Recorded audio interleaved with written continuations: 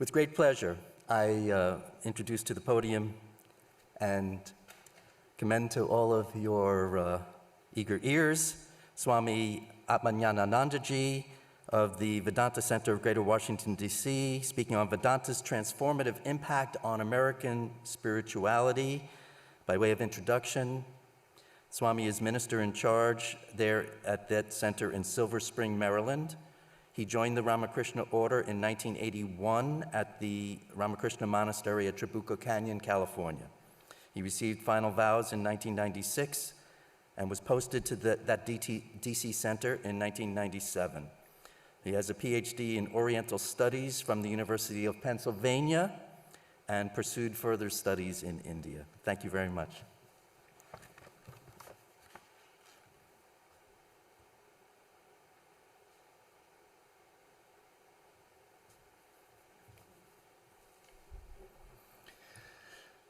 Good morning, everyone. Let me start by thanking Swami Tattvamayanaji and all the organizers of this wonderful occasion. It's a great privilege, great blessing for me to be a part of this. I have some special reverence for Swami Vivekananda, and knowing that this was one of two centers that he started himself is something very, very special. 125 years. This is really a very wonderful occasion. I want to offer my pranam to all of the assembled Swamijis here. Or Swami Aparanandaji, I have to say personally that when I joined in Southern California, that Swamiji was the assistant head of the center at that time, and I had the privilege of becoming very close with him. And I really appreciate his love and guidance and everything for so many years. I remember Maharaj, how we used to walk every night together in the parking lot when I was there for that 1 year. And Swami Prapananandaji Maharaj, Swami Sarvalokanandaji Maharaj, and of course, my Dada, Swami Vedanandaji Maharaj. So it's a great privilege, and I thank everyone involved with this, our other speakers, Dr. Professor Chakrabarti, whom I know from visits to Toronto, and to see all of you here. It's a very wonderful occasion. I was given a topic. I'll read the whole topic. You haven't even heard the full topic. It's a long thing. From Chicago to the World, Vedanta's transformative impact on American spirituality and discovering the strength within. So I thought such a big title was very befitting for such a big personality, Swami Vivekananda. And I'll do my best to try to give some indication of what his impact was on this country, on the West in general, and really on the world. It's not a very easy thing to determine, and we'll find that his impact came on different levels at different times to different classes of individuals, that some were great thinkers, some were great scientists, some were ordinary people, some were very simple people. Some of the influence is on people that we don't know, that we'll never have any idea how they were influenced. We have some idea that Swamiji really opened up the door to Vedanta in the West. Now, if Swamiji hadn't come, would there be no Vedanta today? Probably it would have come somehow, but he was the instrument. He was the instrument of the Divine Mother, and he was really the mouthpiece for Sri Ramakrishna. I remember once hearing a talk given by Swami Shantarupanandaji, and he made a beautiful observation. You know, many of our temples, especially South India, there'll be the image that always remains inside the temple, and there'll be a separate image that can go out for special occasions to be taken around the temple and other things. That Sri Ramakrishna was the image that remains in the temple. Swamiji was that same image that goes out and spreads the word that everyone can see outside of the temple. So when we think of Swamiji, really, he was the creation of Sri Ramakrishna. He himself said that Sri Ramakrishna could have made thousands of Vivekanandas from the dust of the earth. So that was the source of his strength that just as Hanuman felt he was the servant of Sri Rama, that Swamiji had that feeling that he was the servant of Sri Krishna. I think it's important for us to understand the nature of society at the time that Swamiji came here. Sometimes we think, so many years ago, it was very backward, but actually I think it was relatively enlightened period in this country. It was only a couple generations removed from Thoreau and Emerson and the Transcendentalists. We had the great poets, Walt Whitman, and Theosophical Society was already there, Christian Science, a lot of what we would call free thinking. These free thinkers movements that were there. And the society, at least among the educated people, cultured people, was quite different from today. There were no movies and television or anything. If they wanted to have some type of entertainment, it was usually something cultured. They would go to the theater, they would go to opera, and it was very common for them to attend lectures. So there are many famous lecturers at that time, Robert Ingersoll, that we know about, and others. So from that point of view, Swamiji had a receptive audience. On the other hand, I would say the vast majority of people, working class people, were not terribly interested in these things and maybe not terribly open to these things. And then we had a third class that would be the Christian missionary class, those who felt that India was what they called a benighted nation, that these were people that were throwing their babies to the crocodiles, burning the widows, and Swamiji had to deal with the fanaticism and bigotry that came from that side, plus attacked by his own people, some from the Brahmo Samaj and Theosophical Society, and so he had a difficult task to perform. But he had some type of power. The power of his words was something fantastic. I'll give one example. The example is me. That when I was a young man, somehow, it's a long story, I won't go through the whole thing, I found myself in what was then called Madras. And it was just by chance my 24th birthday. And I wanted to buy myself a present. Those days I was very, very austere, or cheap, you could say. So I went into a bookstore looking for the cheapest book that I could find. And I saw on the bottom shelf, I remember clearly, Teachings of Swami Vivekananda. So I bought that book. And the power of the words of Swamiji, they just changed my life forever. Just reading the words of Swamiji, not compared to seeing him in person, that'll be something, of course, different, but just reading his words, everything changed for me. There's an expression in Bengali, Moner Manush, that I found the man of my heart.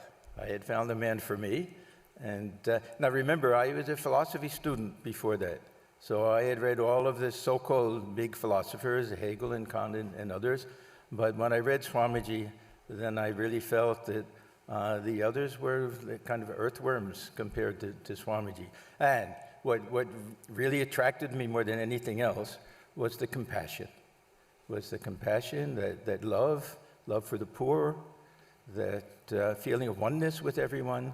So that really my life was changed just by reading the words of Swamiji.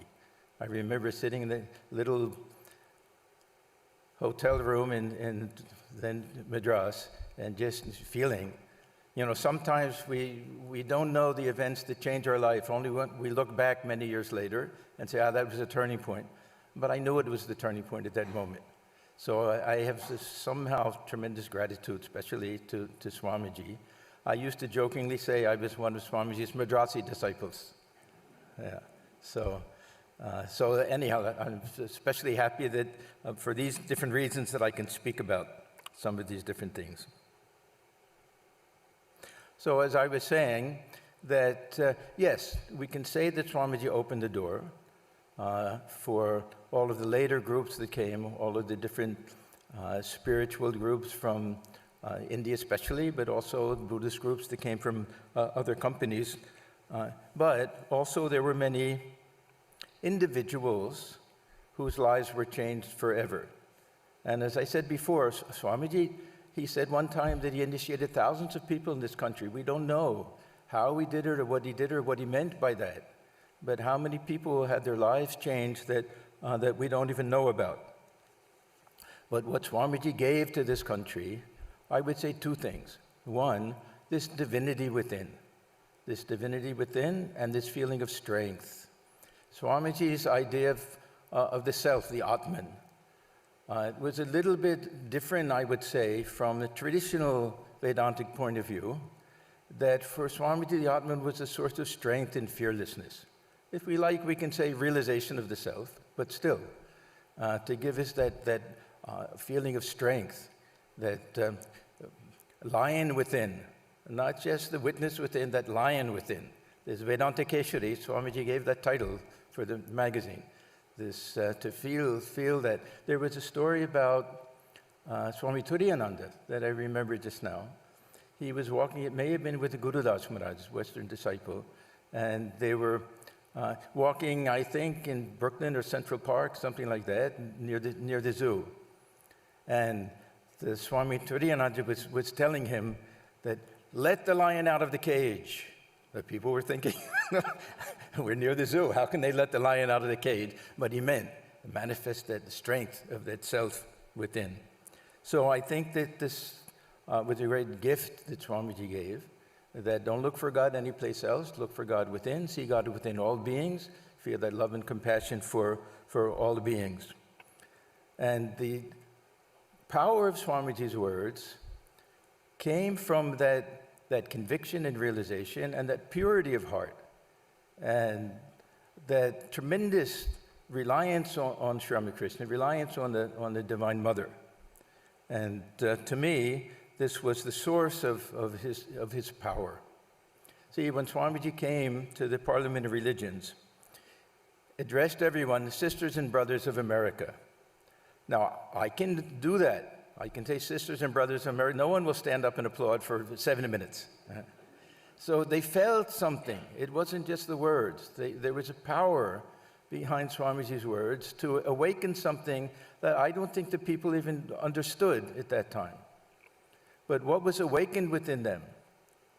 Some feeling of divinity, some feeling of unity, some feeling of oneness. Swamiji was the only speaker who didn't speak as a representative of his own tradition, trying to promote his own tradition. He spoke about tolerance and universal acceptance. If you read all of his talks at the Parliament of Religion, this was the main theme. So there were many who were there at the time of the Parliament and who heard him speak in other places that immediately, as soon as they heard him, they knew something special was there. Josephine MacLeod, she made a great statement. She said, the first time I heard Swamiji speak, I said, yes, that's true. And every other thing I heard him say, I also said, yes, that's true. So he had that power. And it was only the people who had the ability to receive it. There would have been many there that weren't impressed even. There were many who were ready to fight against him. But those who were willing to receive him, their lives were changed. Mostly women in this country. Josephine MacLeod, Sarah Bull, Nivedita, of course, from England, Sister Christine, and many of them devoted their lives to the work in India because of Swamiji's inspiration. That one of his goals in life, you can say, was to raise India. That his heart really bled for the poor of India, and they were inspired to the extent, Nivedita and Sister Christine especially, they devoted their whole lives to that kind of work. Josephine MacLeod, what did Swamiji say to her? He said, love India. So every year she would go back, and much of the money that was raised for, first of all, purchasing the land at Bellarmut, and then building the temple, all of that came from the West, and mostly from women, that they were especially devoted to Swamiji. Then from the intellectual level, how Swamiji impressed, first of all, Professor Wright, and then he had a nice association with Harvard. There was one great philosopher, Josiah Royce. Many of these met him, and of course, William James. the great psychologist. He was definitely influenced by Swamiji when he wrote some of his most important things. So Swamiji had that connection with some of the great thinkers in this country, great scientists. We know the case of Tesla, Nikola Tesla, that Swamiji had great hopes that he would be able to really do the work that Einstein did, that this kind of oneness of energy and matter. And Tesla even used some of the terminology, Sanskrit terminology, from Sankhya and other systems. So he was greatly influenced by Swamiji. Swamiji was a little disappointed that he wasn't able to do exactly what he was working on. But that was a very sweet kind of relationship. They corresponded and met. And big industrialists, we know that even on the ship, Swamiji meeting Tata, that how he turned him into great industrialists in India, steel and everything, and did so much good for the country. I recently heard one interesting incident, or another individual. His name was Paul Harris. This Paul Harris, I'd never heard of him before. He was the founder of Rotary Club. And Rotary Club now all over the world, they do wonderful service type of activities. He heard Swamiji at the Parliament of Religions, and later he was connected with the Unitarian Church in Oakland, and heard Swamiji there. Now, as another case, do we know that he was influenced by Swamiji? We can't prove it, but every possibility. So there'll be dozens and dozens of cases like that Swamiji inspired people, and we have no way of knowing about it.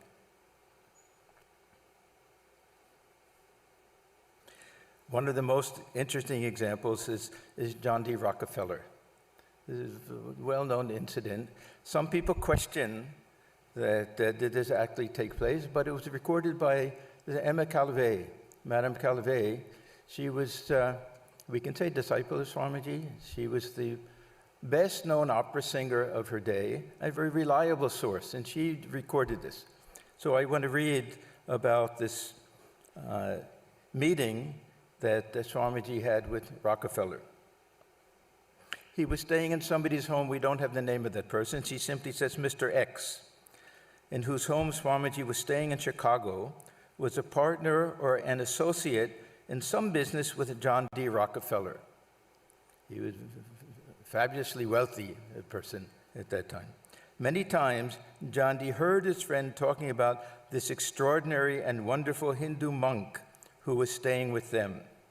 And many times he'd been invited to meet Swamiji, but for one reason or another had always refused. He was a proud man. And what would he do, go meeting this monk from India? At that time, Rockefeller was not yet at the peak of his fortune, but was already powerful and strong-willed, very difficult to handle, and a hard man to advise. But one day, although he did not want to meet Swamiji, he was pushed to it by an impulse and went directly to the house of his friends, brushing aside the butler who opened the door and saying that he wanted to see the Hindu monk. The butler ushered him into the living room, and not waiting to be announced, Rockefeller entered into Swamiji's adjoining study and was very much surprised, I presume, to see Swamiji behind his writing table, not even lifting his eyes to see who had entered. So Swamiji is just sitting there, not even looking up. This very proud man is waiting. Who is this monk? Not showing me any courtesy even. After a while, Swamiji told Rockefeller much of his past that was not known to any but himself, and made him understand that the money he had already accumulated was not his. He was only a channel, and that his duty was to do good to the world. That God had given him all his wealth in order that he might have an opportunity to help and do good to people. Rockefeller was annoyed that anyone dared to talk to him that way and tell him what to do. He left the room in irritation, not even saying goodbye. But about a week after, again without being announced, he entered Swamiji's study, and finding him the same as before, threw on his desk a paper which told of his plans to donate an enormous sum of money toward the financing of a public institution, maybe University of Chicago. "Well, there you are," he said. "You must be satisfied now, and you can thank me for it." Swamiji didn't even lift his eyes. He didn't even move. Then, taking the paper, he quietly read it, saying, "It is for you to thank me." That was all. This was Rockefeller's first large donation to the public welfare. So as I say, there'll be so many cases that we don't know the impact of Swamiji's words. I'm going to close by telling a story. This is a story that I heard directly from the person involved. A very good way of understanding how the impact of seeing Swamiji was not even known to the people themselves very often. And sometimes it just remained hidden. This was a woman disciple of Swami Nikhilanandaji, who lived in Boston. She was very close to the center. She used to drive Swami Sarvagatanandaji back and forth between Boston and Providence. She was quite old when I met her. She told me the story, that when she was a teenage girl, she came across the writings of Swamiji. And she had an elderly aunt who saw that she was reading the Swamiji. She said, "Oh, you're reading him, that monk, that Vivekananda." And she said, "How do you know?" She said, "He came and stayed in our house when she was a little girl." Now, one thing I should say, that very often you'll see in these placards and posters that they wrote his name Vivekananda, as if it's two different words. Swami Vivekananda. Now, the Viva in French means life or long live, life. So many of the people who, of course, won't know Sanskrit, they'll assume that the Viva means something like that, life, something. So anyhow, she said, yes, he stayed in our house. I was a young girl, and I remember him and everything, but she wasn't so impressed or anything, and she told her niece that, yeah, you're going to get involved with that group. Well, okay, but be cautious and everything. So and then nothing happened very much. This aunt, when she was on her deathbed, the end of her life, the last words she said were, "Viva my life," and then passed away. So imagine, after all of those years, not realizing that somehow he had made an impression on her when she was a little girl that didn't manifest itself to the very end of her life. So as I say, it's very hard to assess the extent to which Swamiji affected individuals, whole groups of people, the whole country, the whole world. How Swamiji, he once said, "I've been given this task of changing the thought current of the whole world."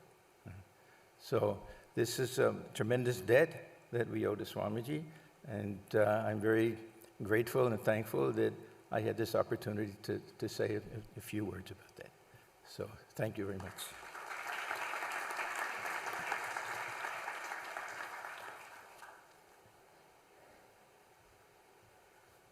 Thank you so much, Swami Atmajnananandaji Maharaj. I would be remiss without acknowledging that wonderful reference to Walt Whitman, who was the great American transcendental poet, mostly active between the 1860s and the 1890s, overlapping Swamiji's time. And I happen you can tell from my accent that I'm from that specific locality where he was raised, and so was I. So I very much appreciate that reference to Whitman, the great American poet whose name should be remembered and his works, especially Leaves of Grass, should be read. So thank you very much. Swami's reporting that he's also from that area, so the circle is ever closer.